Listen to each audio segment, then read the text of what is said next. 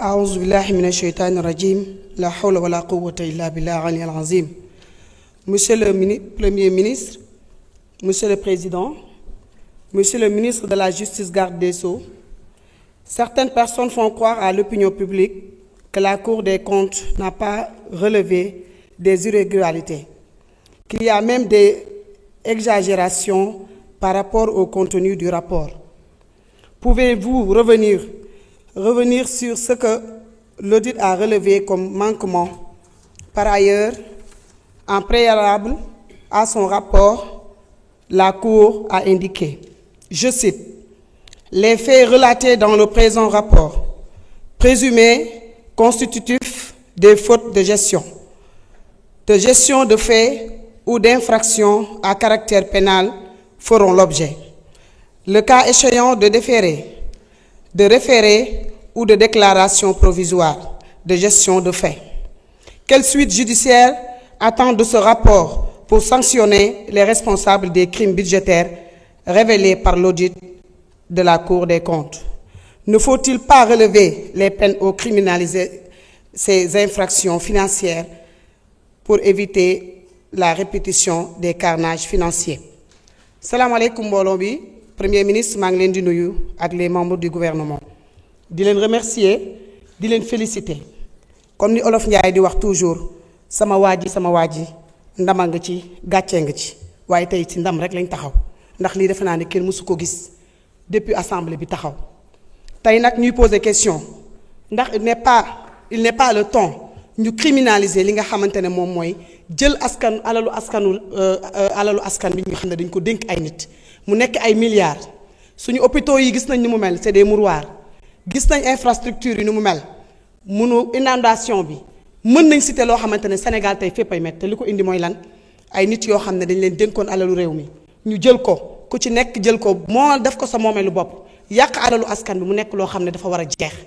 tey jii ñun ñoo fi nekk te tey bu fekkee ne war nañ leçon ci ñi fi nekkoon dina tax ñun ñi fi nekk tey ku ci nekk di nga xam fi ngay teg sa tànk ndax alalu mbooloo comme ni ñu koy wax ëllëg ku ci nekk di nga rendre compte sa kanamu borom dafay jaadu nag ñun ñi nga xam ne ñun la fi yàlla teg il est temps ñu won leen ne lañ doon wax ñun te gëm nañ ko. ndax monsieur le premier ministre loolu nga wone depuis bi ñu fi nekkee ak sa gouvernement li ñuy def mooy ñaanal leen yàlla yombalal leen ko yàlla taxawu leen ndax nag lu dul dëgg-dëgg ko gën tey li ñuy constaté dem nañ ci plateau yi fay ay nit yoo xam ne ay chroniqueur ku nekk toog di défendre mel ni yow li nga nekk si dëgg nga nekk te nag defe naa ne mën nañ wax doomu aadama mais yàlla kenn mënu ko nax donc tey ñi ngi woo ci loolu le membre du gouvernement ñu xoolaat ndax doo leen def projet de loi wala pourquoi pas les députés def proposition de loi ñu nga xam ne dorénavant lii dootul am au Sénégal donc ñu ngi ñaan yàlla eggali ñu mandat bi quinquennat bi mu nekk loo xam ne leçon la ci pour ñi nga xam ne alalu réew mi dañ ko doon sàcc ndax nag lu ñëpp bokk ñëpp ko war a ñu ñëpp moom ñëpp ko war a bokk asalaamaaleykum wa rahmatullah.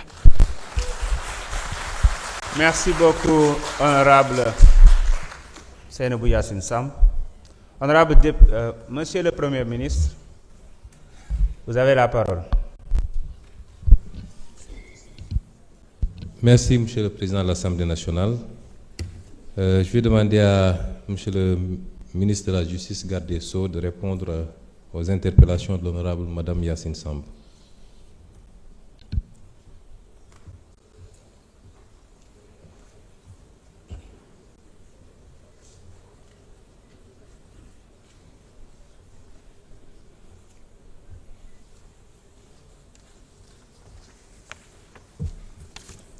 Je vous remercie, Madame l'honorable députée, Monsieur le Président, Monsieur le Premier ministre, Mesdames et Messieurs les membres du gouvernement, honorables députés. Nous savons tous que le 12 février dernier, la Cour des comptes a rendu public un rapport qui faisait état de graves irrégularités dans le cadre de la gestion de nos deniers publics. Ces faits qui ont revêtu la forme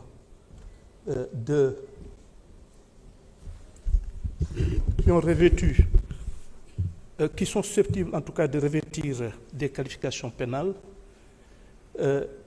retracer de graves violations des règles budgétaires et surtout la dissipation d'une partie extrêmement importante et exagérée de nos deniers publics. C'est ainsi donc qu'il a été fait état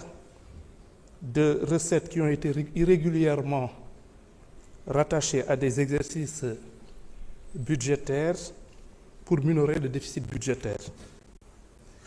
Il a été également fait état d'importants crédits qui ont été transférés à des services non spécialisés de l'État via des comptes de dépôt pour y effectuer des opérations qui ne sont pas retracées dans la comptabilité de l'État et échappent de ce fait au contrôle de régularité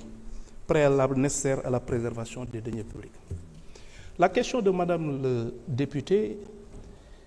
est surtout relative à l'attitude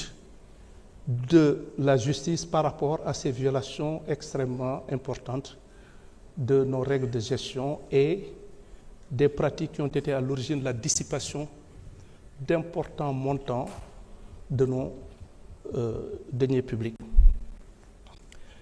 Il va de soi qu'une enquête sur la base, évidemment, des conclusions de la Cour des comptes, dont j'ai déjà eu à saluer le caractère extrêmement sérieux et crédible,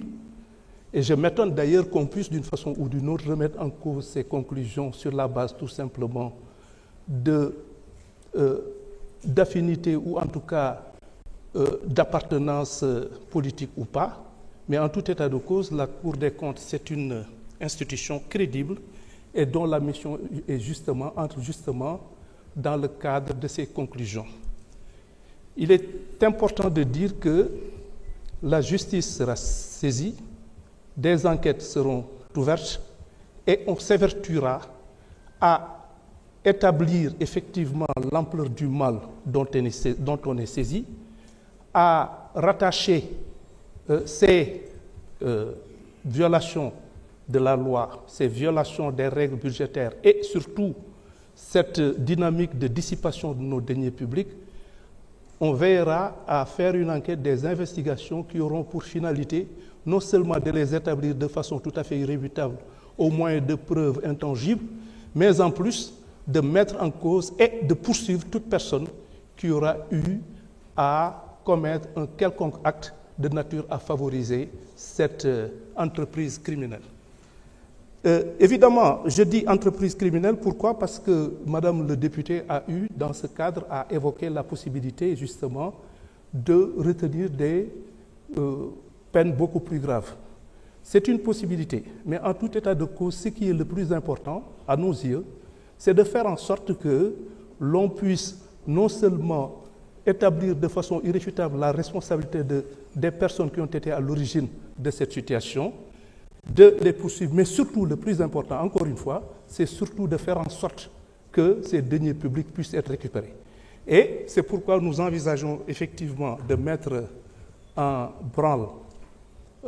des systèmes de règlement tels que la médiation pénale qu'il va falloir améliorer, mais encore une fois, je pense que l'action de la justice serait quelque peu vaine si véritablement on ne parvient pas, d'une façon ou d'une autre, à récupérer ces importants montants qui ont été dissipés et dont le pays a le plus grand besoin. Donc c'est cette dynamique de récupération de ces deniers publics, en dehors même du fait qu'il va falloir établir les responsabilités et en tirer toutes les conséquences de droit. Laaj bi ñu ma laaj moom mooy si mbirum rapport au Cour des comptes bi nga xamee ni bii dafa fésal jalgati yu metti yoo xamee ni yi dañ ko def ci sunu koom-koomu réew te mu am ñoo xamee ni ñi soo ko déggee xaalis bi nga xamee ni alal bi nga xamee ni moom la ñu luubal dafa jéggi dayoo te mu nekk loo xamee ni alum booloo la te mu mënoon jëriñ li nga xamee ni lii moo ko tax a jóg te war a bañ a jëriñ ay nit ñoo xamee ni ñii li leen yitteel mooy seen alalu bopp ak seen njëriñu bopp. léegi biñ ko saytoo li ñu fas yéene moom mooy ubbi enquête boo xamee ni bii li koy tax a jóg moom mooy saxal li nga xamee ni lii moom la Cour des comptes wax suñu paree itam ñu fexe noo xamee ni ñëpp képp koo xamee ni kii laale na ci ñu mën koo topp ci yoon si ëttu attekaay bi nga xamee ni mooy yelloo atte maanaam jalgati yoon yooyu nga xamee ni nemmeeku nañ ko dëgg la lépp lu ñuy def itam